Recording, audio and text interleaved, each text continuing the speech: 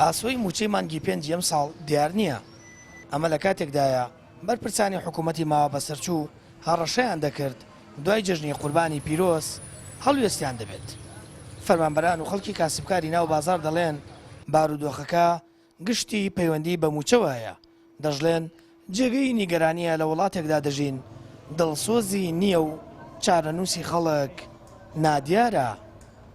بڕوا بکە زروفی وەکو ئەم زروفە بڵێم لە ڕووی ئەمنی و ئاسایشۆ زروفێکی خۆشە، بەڵام بەداخەوە زروفەکە بووەتە ئەوە کە هەموو کەسێ باخەڵی خاڵیە، هەموو کەسێک کێشەی پارەی هەیە، هەموو کەسێ یعنی ناڕەحەتترین شت ئەوەیە کە کابرا ئەچێتە ماڵۆ مناڵەکەی چاوەڕێی دەستی ئەم کە و ئەم شتێکی وای پێ نەبێبیاتی. بەڕاستی ئێمە کێشەی دڵسۆزیمان هەیە.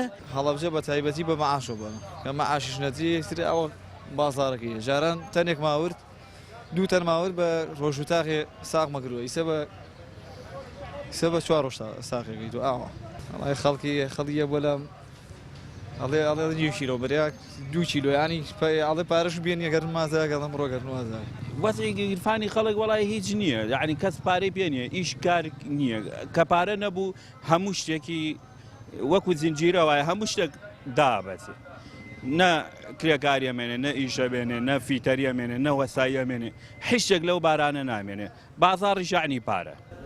پسپۆڕێکی ئابووری دەڵێت وڵات دەوڵەمەندە بە سامانی سروشتی و سەرچاوی دیکەی داهاتی دارایی زۆرە، بەڵام قەیرانەکان دروست کراون و زیاتر سیاسیە و خەڵکو و موچەخۆر باجی گەورە دەدەن.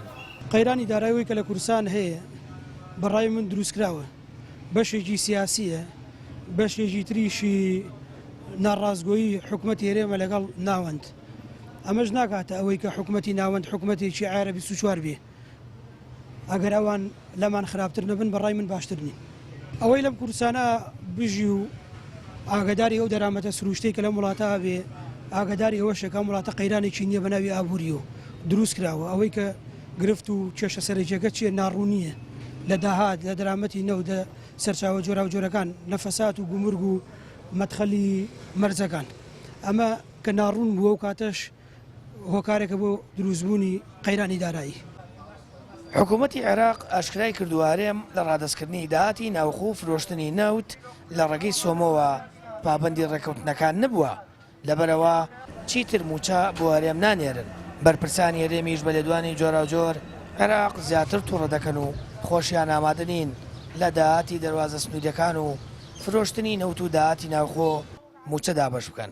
ئەوە ژوای کردووە فەرمانبەر و موچەخۆر هەرێمی کوردستان لە بارودۆخێکی خراپی دارایی و گیرفان بەتاڵیدا ژیان بگوزارێنن. سامان فەتاح، کەناڵی ئاسمانی پەیام، هەڵەبجە.